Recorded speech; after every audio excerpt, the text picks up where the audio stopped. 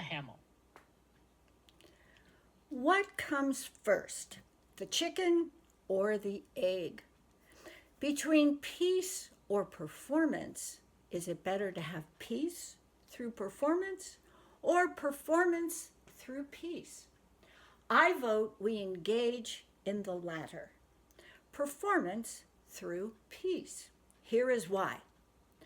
As a pharmacist, I see so many patients suffering from serious medical conditions that stem from the missing tranquility of peace. Some people call it stress. The more desperate the desire for performance and directions, focus becomes a challenge. This is where drugs do not have much to offer. Stress has become the foundation of the 10 leading causes of death.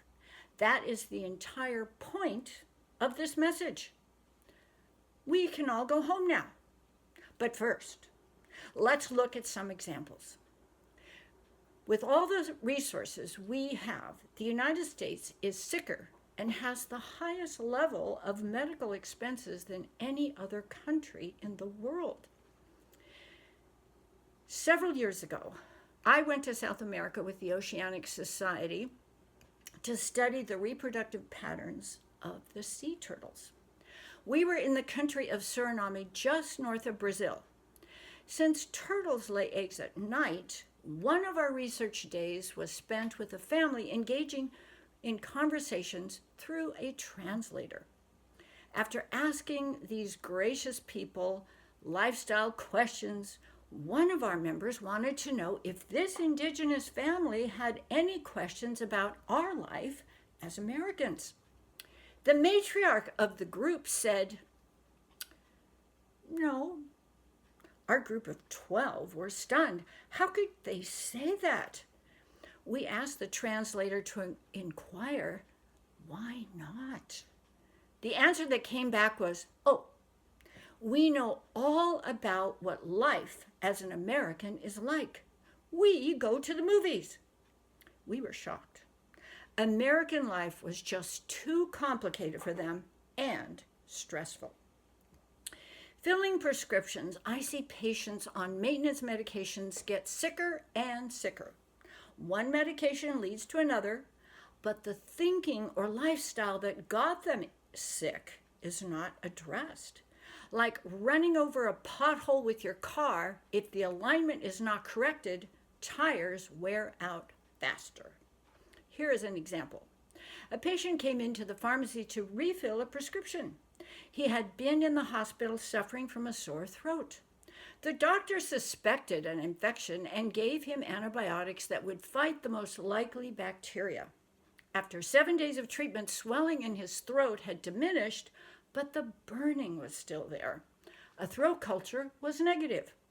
The next step was a stomach acid blocker.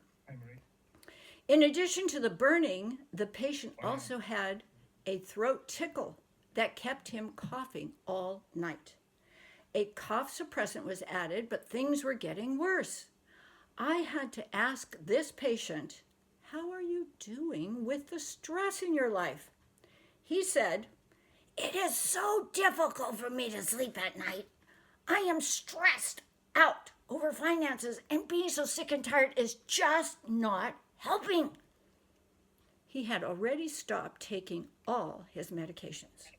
To explain this picture, stress tends to relax the smooth muscle that rests between the esophagus and the stomach. That was what was allowing the acid to puff up and burn his throat. The cough and poor sleep followed. Certain foods and some medications, like cough suppressants, can also relax that smooth muscle. The stomach needs acid to digest proteins.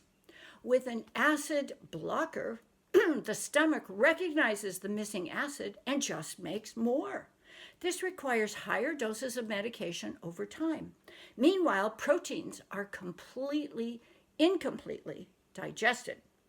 I explored his tendency to seek performance over peace and helped him realign his thinking and engage him into performance through peace.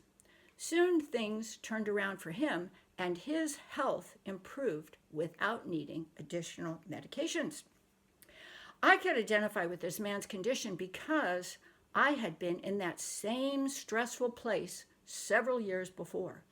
I had changed jobs from being a pharmacist to selling biologicals for a major pharmaceutical company. I had gastritis, burning throat, cramping, and difficulty sleeping as well. One Friday night, after 4 weeks of taking 5 different medications daily for my crazy symptoms, I could tell nothing was improving. I stopped all of them. I took the weekend to relax and completely chill. I recognized I was placing pressure on myself. Henry Ford said, "If you think you can or you can't, you are right." I discovered that my thoughts were what was making me so sick. It took time to get back to complete recovery. However, my doctor recommended that I move from medications to peaceful meditation. I had to carefully monitor my thoughts in favor of peace. Soon, I enjoyed a dramatic improvement in sleep and performance.